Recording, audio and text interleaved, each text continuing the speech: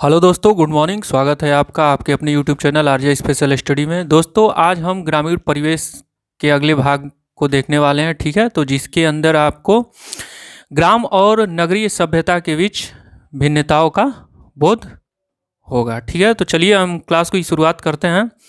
पूरा टॉपिक जितना आपको पॉइंट बताया जाएगा बिल्कुल ध्यान से देखना है, क्योंकि यहाँ से संबंधित आपके परीक्षा यूपी लेखपाल परीक्षा प्रश्न पत्र में प्रश्न बनते हैं, तो बिल्कुल ध्यान से देखना है।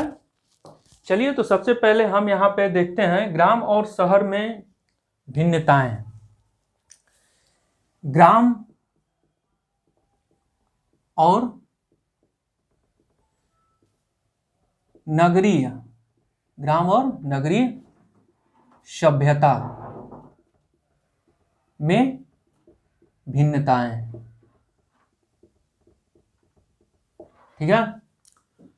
पहला हमारा पॉइंट है सामाजिक नियंत्रण। सामाजिक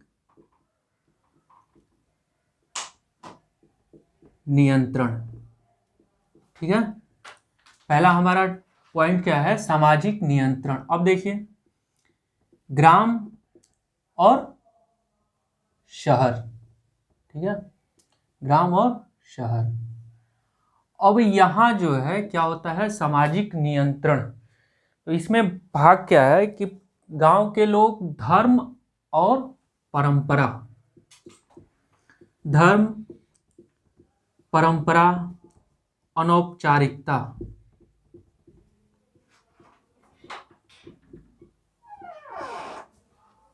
गांव के लोगों के अंदर क्या होता है? धर्म, परंपरा और अनौपचारिकता होती है, ठीक है। इतना क्लियर है। और शहर के लोगों के बीच क्या होता है? पुलिस, ठीक है, न्यायालय, जेल। क्या होता है शहर के लोगों के बीच? शहर में रहने वाले लोगों के बीच क्या होता है? पुलिस, न्यायालय व्यवस्था और जेल प्रणाली, ठीक है। और गांव के लोगों के बीच क्या होता है? सामाजिक नियंत्रण को बनाए रखने के लिए क्या होता है? धर्म, परंपरा और अनौपचारिकता होता है। अब देखिए, इसके बारे में हम पूरी एक एक बातों को आपके सामने वर्णन करेंगे। अब देखिए यहाँ पे गांव के लोग, ठीक है, यहाँ पे क्या होता है? जब आपने देखा होगा गांव में कि कोई व्यक्ति अगर कुछ भी, ठीक है, कोई व्यक्ति अगर कुछ भी अनैतिक, ठीक है, जो कार्य उसे नहीं करना चाहिए, कोई गलत कार्य कर देता है, तो लोग उसे क्या कहते हैं? लोग उसे कहते हैं कि क्या तुम अपनी गलत कही गई बातों को पंचायत में या फिर समाज के लोगों के सामने रख सकते हो? तो लोग तो वहाँ जो व्यक्ति होता है वो क्या होता है? मतलब यहाँ कहने का तात्पर्य यही है कि यहाँ के लोग क्या है? पंचायत के न्याय पे, ठीक है, पंचायत के न्याय पे निर्भर होते हैं, निर्भर होते हैं, ठीक है। तो ग्राम के लोग क्या हो गया? कोई भी अगर अनैतिक कार्य करते हैं, जिसे समाज में गलत कार्य के तहत देखा जाता है, तो यहाँ लोग कहते हैं कि अगर तुम अपनी बातों को अगर पंचायत में या फिर समाज के सामने अगर रख सकते हो, ठीक है, गलत कार्यों को, तो वहाँ क्या होता है? वहाँ के लोग एक प्रकार से किससे डरते हैं? पंचायत के न्याय से डरते हैं, ठीक है। और बहुत ज़्यादा अगर बड़ा मुद्दा हुआ कोई, ठीक है, बहुत बड़ा अगर वैसा मुद्दा हुआ, तो ये भी लोग कहाँ जाते हैं? ये भी लोग जाते हैं पुलिस, ठीक है, और न्यायालय में। और शहर के लोग क्या होते हैं?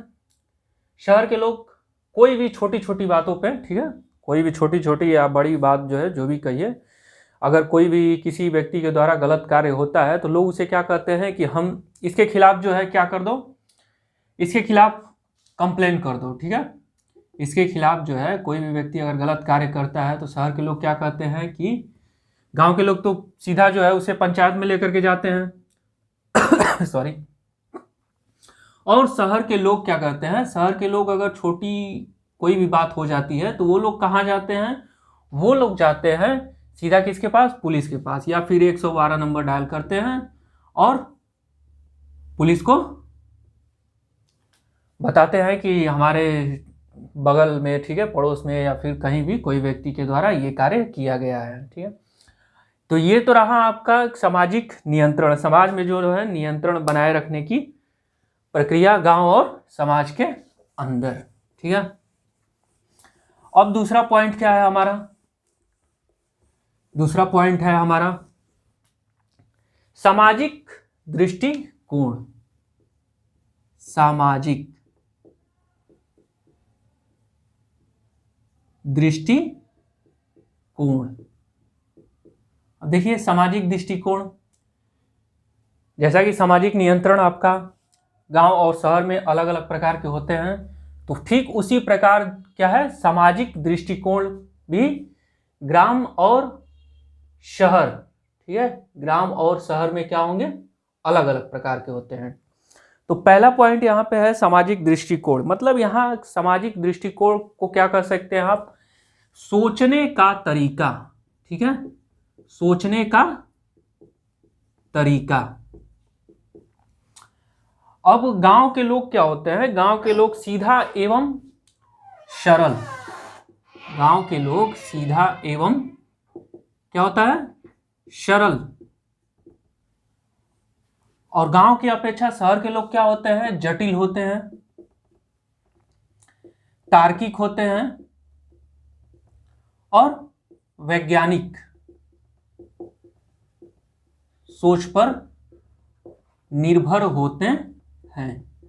ठीक है, तो सामाजिक नियंत्रण के बारे में हमने देखा, सामाजिक नियंत्रण के बारे में हमने देखा कि गांव और शहर के लोग, गांव के लोग पंचायत पे निर्भर होते हैं और शहर के लोग किस पे निर्भर होते हैं, पुलिस व्यवस्था, न्याय व्यवस्था पे निर्भर होते हैं। अगर कोई भी शहर में कोई भी अगर छोटी बात होती है या फिर कोई किसी व्यक्ति के द्वारा अनैतिक कार्य कर दिया जाता है, तो लोग क्या कहते हैं कि भैया 112 नंबर पे फ़ोन करो और पुलिस को बुला लो। मतलब कि वहाँ पे कहने का तात्पर्य यही निकलता है कि छोटे छोटे कार्यों में लोग पुलिस और न्याय व्यवस्था जो है देखते हैं। और ग्राम में क्या होता है कि ग्राम में अगर कोई भी व्यक्ति की अगर किसी के द्वारा अनैतिक कार्य कर दिया जाता है, गलत कार्य कर दिया जाता है, तो लोग और समाज, मतलब समाज के लोग क्या कहते हैं कि भैया अगर तुम अपनी इन्हीं बातों को पंचायत के सामने या समाज के सामने रख सकते हो, तो वहाँ पे एक प्रकार से लोग, गांव के लोग समाज पंचायत पे क्या होते हैं, निर्भर होते हैं। और यहाँ हम देखते हैं दूसरा पॉइंट क्या है हमारा, सामाजिक दृष्टिकोण।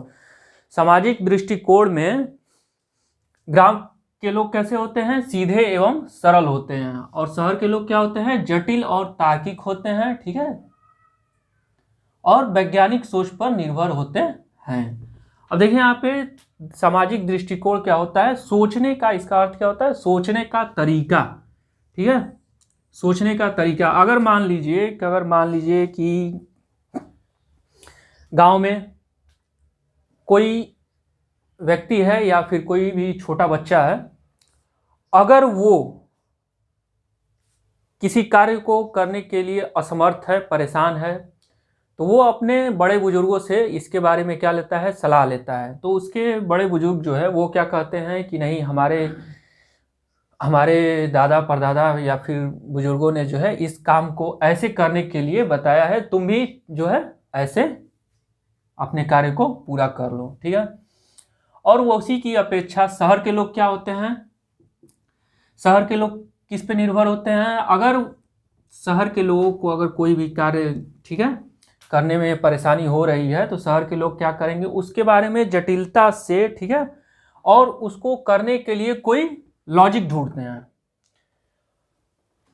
ठीक है, लॉजिक ढूंढते हैं। तो बस यही है, सामाजिक दृष्टिकोण में सोचने का तरीका अलग अलग होता है गांव और शहर के लोगों का। चलिए दूसरा पॉइंट हम देखते हैं। दूसरा पॉइंट क्या है हमारा, सांस्कृतिक जीवन। दूसरा पॉइंट है हमारा सामाजिक दृष्टिकोण, सोचने का तरीका, और शहर में क्या होता है, जटिल, तार्किक, ठीक है, वैज्ञानिक सोच पे लोग निर्भर होते हैं। अब तीसरा पॉइंट है हमारा सांस्कृतिक जीवन। सांस्कृतिक जीवन गांव के लोगों का कैसा होता है, गांव के लोग का सांस्कृतिक जीवन क्या है, स्थिर होता है। क्या होता है? स्थिर होता है। गांव के लोगों का सांस्कृतिक जीवन क्या है, स्थिर होता है। इसी की अपेक्षा शहर के लोगों का क्या होता है? शहर के लोगों का है ये परिवर्तनशील होते हैं। ठीक है, शहर के लोग क्या होते हैं? परिवर्तनशील होते हैं। अब इन दोनों में अंतर क्या है? ठीक है, बिल्कुल ध्यान से देखना है। तो सांस्कृतिक जीवन में ग्राम के लोग क्या होते हैं? स्थिर होते हैं।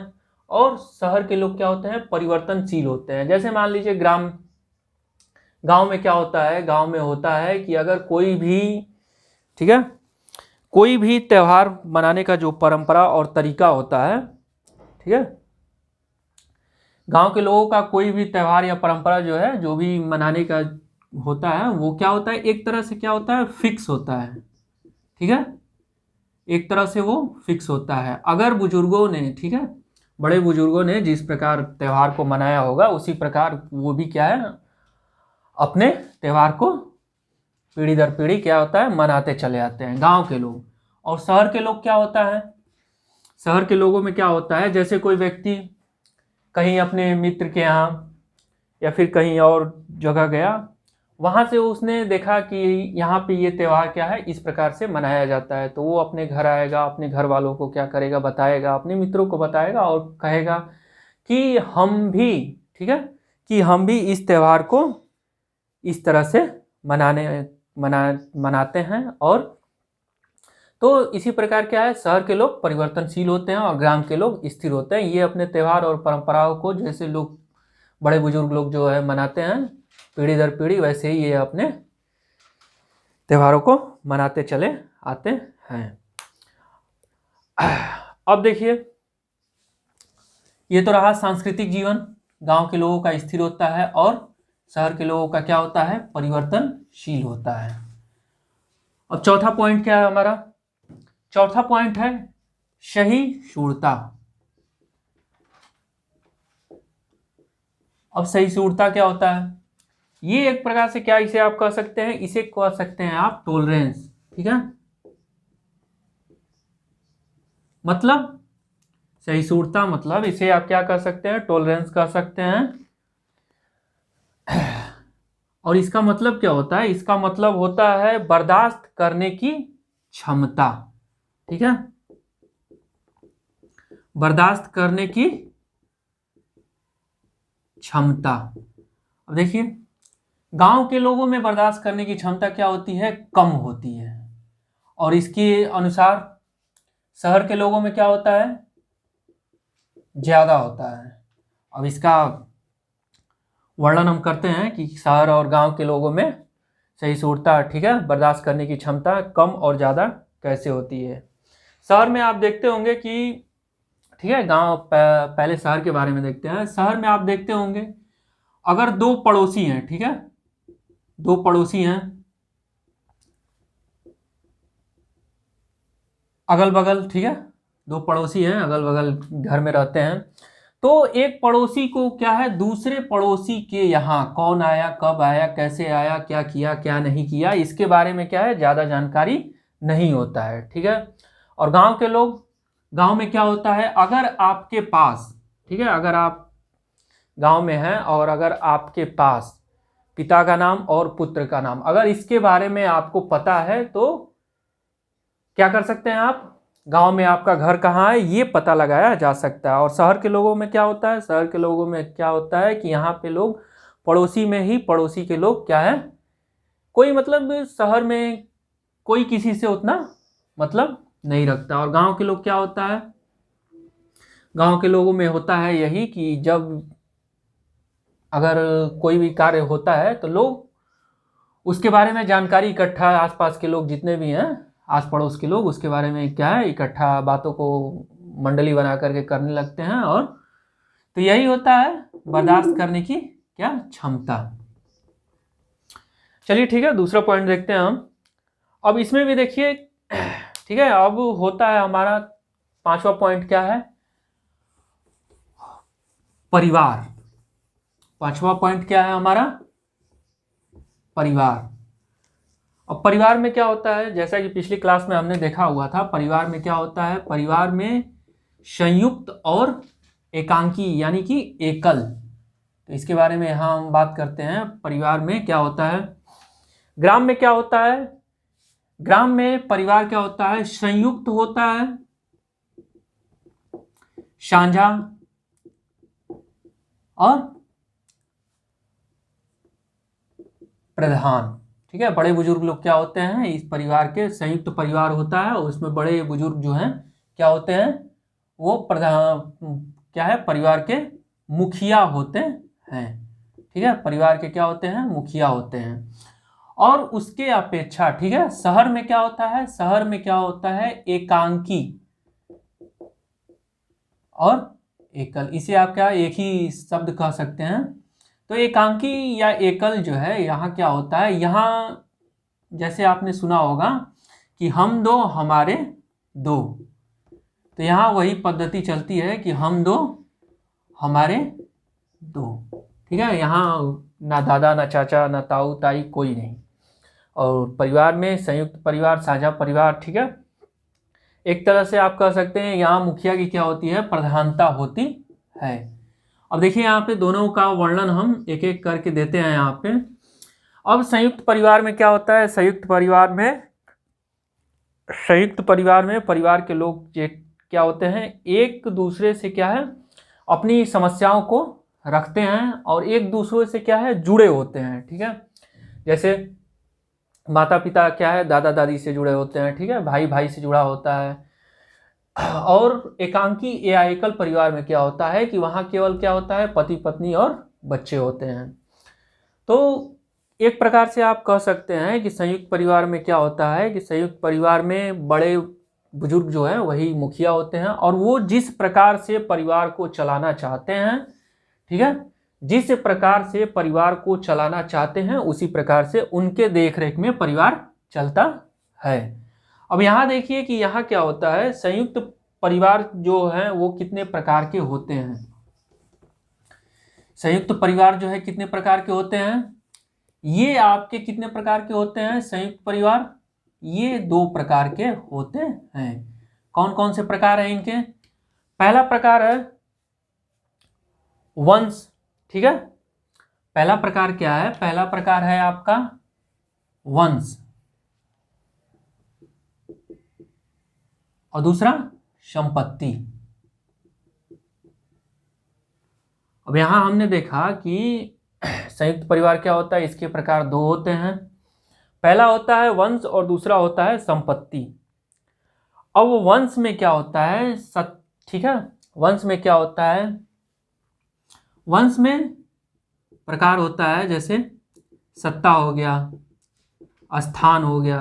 ठीक है, वंश में संयुक्त परिवार के 2 प्रकार होते हैं, वंश और संपत्ति के आधार पर परिवार को 2 भागों में बांटा जाता है, पहला सत्ता और दूसरा स्थान। ठीक है, स्थान के आधार पर, स्थान के आधार पर। और संपत्ति में क्या होता है, संपत्ति में होता है, पहला हमारा होता है मिताक्षरा। ठीक है, और दूसरा क्या होता है, दाय भाग। तो मिताक्षरा और दाय भाग एक एक के बारे में हम वर्णन करके पूरा देखेंगे।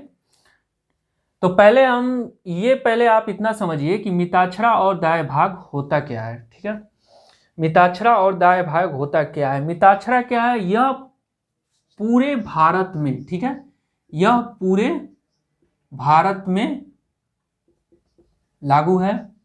और ये दाय भाग क्या है, यह केवल असम और बंगाल में, ठीक है, असम और बंगाल में। ठीक है, तो मिताक्षरा पूरे भारत में लागू होता है और दाय भाग कहाँ, केवल असम और बंगाल में। अब देखिए यहाँ पे, अब जैसा कि हमने बताया कि वंश में क्या होता है, पितृ संतात्मक। ठीक है, पहला क्या है यहाँ पे, पितृ सत्तात्मक, और दूसरा क्या है, मातृ सत्तात्मक। अब दोनों में अंतर क्या है, ठीक है। पितृसत्तात्मक में अंतर है कि जहां पिता के अनुसार, ठीक है, जहां पितृसत्तात्मक में क्या होता है, जैसे आपने एक बहुत ही हमारी अच्छी मूवी आई हुई थी बाहुबली, ठीक है, उसमें आपने देखा होगा कि उसमें क्या है, उसमें माता के द्वारा जो शासन किया जाता है तो उसे क्या कहा जाता है, उसे कहा जाता है मातृसत्तात्मक, ठीक है। और जहाँ पिता के द्वारा, ठीक है, जहाँ पिता के द्वारा परिवार को, ठीक है, चलाया जाता है, उसे क्या कह सकते हैं हम, उसे कह सकते हैं पिता की सत्ता, ठीक है। अब देखिए, अब दूसरा पॉइंट आता है हमारा, ठीक है, पिता और सत्तात्मक का मतलब क्या होता है, पिता के अनुसार और माता के अनुसार। अब यहाँ पे मिताक्षरा क्या होता है, तो मिताक्षरा है, ये सबसे पहले आप ये देखिए कि मिताक्षरा किस पे आधारित है, ठीक है। जैसा कि पिछले क्लास में हमने पढ़ा हुआ था कि जो है महाजनी प्रथा पढ़ी हुई थी हमने कि महाजनी प्रथा क्या है, तो उसका उल्लेख कहाँ मिलता था हमें, उसका उल्लेख मिलता था हमें शतपथ ब्राह्मण में।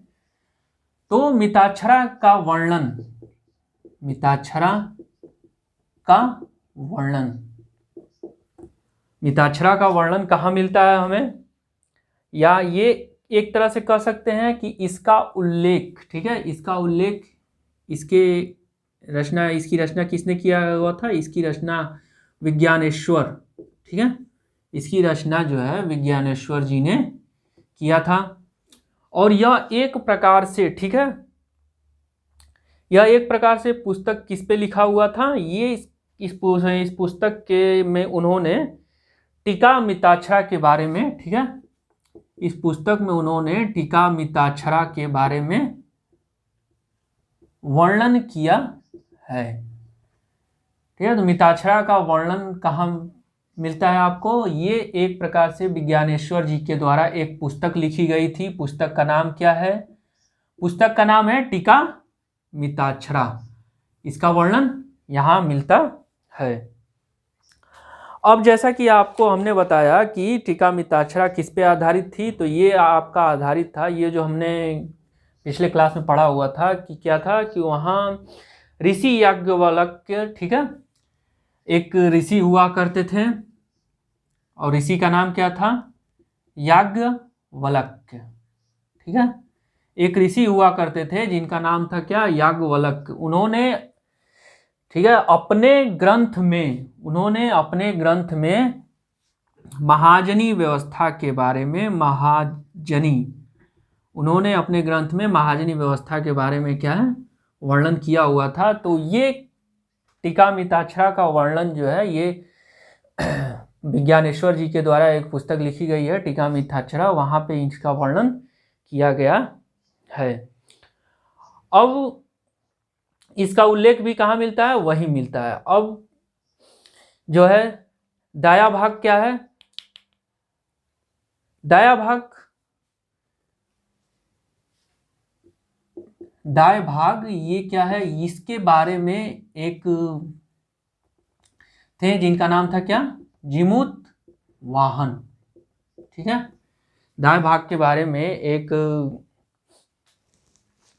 ग्रंथ है, वहाँ पे इसका क्या है, जीमूत वाहन जी ने एक ग्रंथ लिखा हुआ था, उसमें क्या है, दाय भाग ग्रंथ। अब देखिए, जीमूत वाहन जी के द्वारा एक ग्रंथ लिखा गया क्या, दाय भाग। अब एक एक करके, ठीक है, मिताक्षरा पूरे भारत में कैसे लागू है और दाय भाग केवल असम और बंगाल में कैसे है, ठीक है। तो ये परिवार के अंदर, संयुक्त परिवार के अंदर क्या है, दो भाग हैं, ठीक है, वंश और संपत्ति के आधार पर। तो पहले हम देखते हैं यहाँ पे मिताक्षरा, मिताक्षरा, ठीक है, और इधर हम देखते हैं दाय भाग। तो इसके बारे में तो आपको पता चला कि इसके लेखक कौन थे, इसके लेखक थे विज्ञानेश्वर जी, जिन्होंने एक पुस्तक लिखी, उस पुस्तक का नाम क्या था, टीका मिताक्षरा, और दाएं भाग क्या है, दाएं भाग में जीमूत वाहन, जीमूत वाहन के द्वारा एक ग्रंथ लिखा गया, ठीक है, उस ग्रंथ का नाम क्या था, दाएं भाग। अब देखिए मिताक्षरा, यहां संपत्ति का अधिकार केवल किसका होता है, मिताक्षरा में यहां संपत्ति का अधिकार, यहां संपत्ति का अधिकार किसको होता है, केवल और केवल किसको होता है, पुत्र को होता है। मिताक्षरा में ये यहाँ पे केवल संपत्ति का अधिकार किसको होता है, पुत्र को होता है। और वो भी कब होता है, ठीक है, ये कहाँ, ये पूरा ऑल इंडिया होता है, ये पूरा भारत में, पूरे भारत में ये क्या है, लागू है। अब यहाँ पे संपत्ति का अधिकार जो है किसको होता है, केवल और केवल क्या है, पुत्र को होता है। कहाँ कहाँ छोड़ करके, केवल असम और बंगाल को छोड़ करके यहाँ मिताक्षरा में क्या है, यहाँ पे जो विज्ञानेश्वर दत्त जी के द्वारा जो पुस्तक लिखी हुई है मिताक्षरा, उसमें क्या है, इसका उल्लेख किया गया है कि यहाँ संपत्ति का अधिकार केवल और केवल किसको होगा, पुत्र को होगा। और वो भी कब होगा, अगर कोई पुत्र, अगर कोई पुत्र पिता के, ठीक है, पिता के क्या होता है, जीवित रहने, ठीक है, जीवित रहने के ही पहले, पिता के जीवित रहने के पहले ही क्या है, संपत्ति की मांग कर सकता है। कोई पुत्र क्या है, पिता के जीवित रहने के पहले ही क्या है, संपत्ति का मांग कर सकता है कि मुझे मेरे हिस्से का, ठीक है, संपत्ति दे दिया जाए, दे दिया जाए। तो ये तो रहा मिताक्षरा कि यहाँ संपत्ति का अधिकार केवल और केवल किसको होता है, पुत्र को होता है। पुत्र अपने पिता के जीवित रहने के पहले ही क्या है, संपत्ति की मांग कर सकता है, या पिता की अगर मृत्यु हो जाती है तो भी वो पूरी संपत्ति किसे दी जाती है, पुत्र को दी जाती है। और दाएं भाग ये क्या है, ये जीमूत वाहन के जी के द्वारा एक ग्रंथ लिखा गया है। यहाँ क्या होता है, यहाँ ये कहाँ होता है, केवल असम और बंगाल में, ठीक है, मिताक्षरा पूरे भारत में, और असम और बंगाल में क्या है, दाएं भाग। अब असम और बंगाल में जब ये दाएं भाग यहाँ पे होता है तो इसमें क्या होता है कि यहाँ एक प्रकार से आप कह सकते हैं कि पुत्र और पुत्री, पुत्र और पुत्री दोनों का, ठीक है, पुत्र और पुत्री दोनों का संपत्ति पे समान अधिकार होता, समान अधिकार क्या है, अधिकार होता है। दाएं भाग में क्या है, इसके लेखक हैं जीमूत वाहन जी, इन्होंने एक ग्रंथ लिखा दाएं भाग, उसमें क्या है, इन्होंने इसका वर्णन किया असम और, ठीक है, ये प्रणाली कहाँ होती है, ये होता है आपका असम और बंगाल के अंदर, ठीक है। अब यहाँ पे पुत्र, जैसा कि मिताक्षरा में संपत्ति का अधिकार केवल पुत्र को होता है, और वो पुत्र पिता के जीवित रहने के पहले ही या पिता के मृत्यु के बाद भी संपत्ति की मांग क्या है, की जा सकती है, और केवल किसको होगा, पुत्र को होगा। और दाएं भाग में क्या है, असम और बंगाल, ठीक है, यहाँ पुत्र और पुत्री का संपत्ति पे क्या होता है, समान अधिकार होता है, ठीक है। असम बंगाल में पुत्र और पुत्री का संपत्ति पे क्या होता है, समान अधिकार होता है, मगर, ठीक है, पिता की मृत्यु के बाद। मेन पॉइंट यहां पे क्या है, पुत्र और पुत्री का संपत्ति पे समान अधिकार। और दूसरा क्या है, यहाँ पे पिता की मृत्यु के बाद, ठीक है। तो यही रहा आपका दाएं भाग और मिताक्षरा। चलिए अब दूसरा, यहाँ पे हमने जितने सारे पॉइंट देखे इससे संबंधित एमसीक्यू प्रश्न बनाए जाएंगे, जो कि आपके यूपी लेखपाल परीक्षा में बहुत ही अच्छे रहेंगे। तो उस पे प्रयास आप करते रहिएगा, ठीक है। अब देखिए, अब दूसरा भाग हम पढ़ते हैं, नगर और ग्राम और नगरीय सभ्यता के। तो यहाँ पे आपने देखा मिताक्षरा और दायभाग में। अब देखिए दूसरा पॉइंट क्या है हमारा, जितने भी टॉपिक यहाँ से कराए जा रहे हैं सबसे प्रश्न बनेंगे, तो पूरा जितना आपको क्लास दिया जा रहा है ध्यानपूर्वक देखें उसे। अब दूसरा होता है, दूसरा पॉइंट है हमारा संयुक्त परिवार के विघटन, ठीक है। संयुक्त परिवार, संयुक्त परिवार के विघटन, ठीक है। विघटन का अर्थ क्या होता है, विघटन का अर्थ होता है बंटवारा, ठीक है। विघटन का अर्थ क्या होता है, विघटन का अर्थ होता है बंटवारा। संयुक्त परिवार के विघटन के बारे में यहाँ पे हम, ठीक है, विघटन के कारण देखने वाले हैं। विघटन के कारण, अब देखिए पहला हमारा कारण, पहला क्या है हमारा, पहला है औद्योगिकीकरण, ठीक है। औद्योगिकीकरण, पहला क्या है हमारा, औद्योगिकीकरण। अब इसमें क्या होता है, जैसे कि मान लीजिए कहीं आपने देखा होगा कि उद्योग धंधे चालू हो गए, ठीक है। उद्योग धंधों की क्या हो गई, शुरुआत हो गई। और कोई व्यक्ति अगर जो गांव में अपने संयुक्त परिवार के साथ रहता है, तो वो क्या करता है, वो कहता है कि गांव में हमारे पास आमदनी का कोई जरिया नहीं है, हमारे पास खेत कम है, और हमारे पास क्या है, जैसे किसी प्रकार से वो गांव में कोई भी कार्य करके और अपनी जीविका को क्या है, नहीं चला पा रहा है, तो वो कहाँ जाएगा, वो जाएगा शहर में।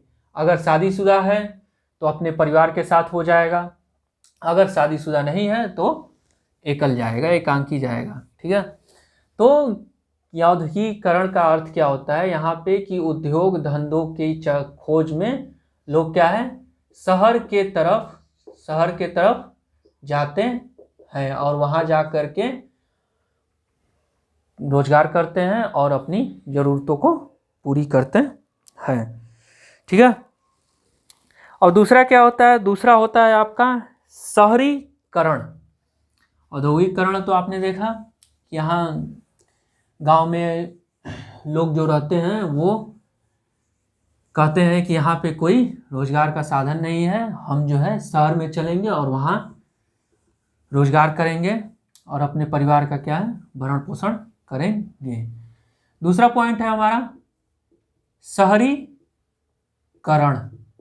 और शहरीकरण क्या है, जैसे शहरीकरण क्या है, इसमें क्या होता है, कोई व्यक्ति को आपने सुना होगा कि वो कहता है कि भाई हमारे यहाँ, हमारे गांव में ये सुविधा नहीं है, हमारी ज़रूरत की जो सामान वस्तुएं हैं वो हमें नहीं मिल पा रही हैं, ठीक है। तो इसमें क्या होता है, इसे आप क्या कर सकते हैं, उपनगरीय, ठीक है, उपनगरीय।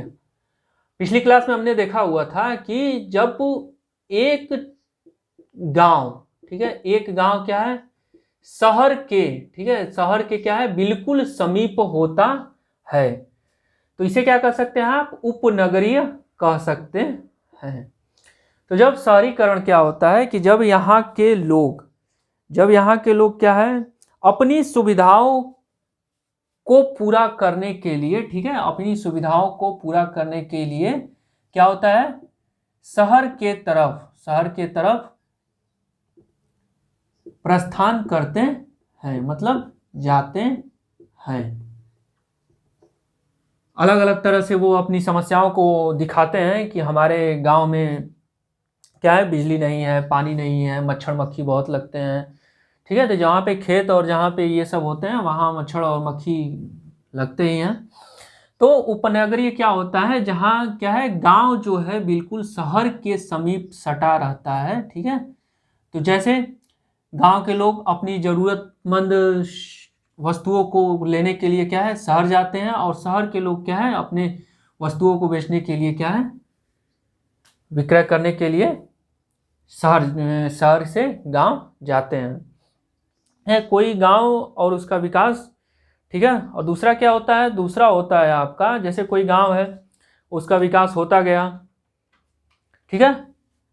दूसरा क्या है कि अगर कोई गांव है उसका विकास होता गया और वो क्या है वो शहर में परिवर्तन हो गया, वो शहर में क्या हो गया, शहर में परिवर्तन हो गया। अब गांव के लोग क्या कहेंगे, गांव के लोग शहर को देख करके, ठीक है, गांव के लोग शहर को देख करके क्या करेंगे, शहर की तरफ जाएंगे और सोचेंगे कि नहीं भाई चलो शहर में चलते हैं तो हमारी ज़रूरत की वस्तु जो है मांग हमारी क्या है वहाँ पे पूरी होगी। तो शहरीकरण, ठीक है, संयुक्त परिवार का बंटवारा जो है, बंटवारों के यही कारण है। कुछ इसके भाग जो है बचे हुए हैं तो वो हम अपने नेक्स्ट क्लास में आगे देखने वाले हैं, ठीक है। तो यहाँ पे हमने देखा कि शहरी औद्योगिकरण, ठीक है, उद्योग धंधों की वजह से लोग क्या है गांव से शहर की तरफ प्रस्थान करते हैं। और दूसरा क्या है हमारा, दूसरा है शहरीकरण, ठीक है, गांव में जो वस्तुएं या फिर जो भी दैनिक जीवन की ज़रूरतें हैं वो नहीं पूरी हो पाती हैं तो लोग उसको पूरा करने के लिए कहाँ चले जाते हैं, शहर की तरफ भाग जाते हैं। तो ठीक है, तो आज के लिए इतना ही, मिलते हैं अपने नेक्स्ट क्लास में। और इसके, ठीक है, बंटवारा परिवार संयुक्त परिवार का जो विघटन है उसके बारे में और भी कुछ भाग हमारे बचे हुए हैं तो उसको हम अपने नेक्स्ट क्लास में पूरा करेंगे। ओके दोस्तों, बाय बाय, टेक केयर।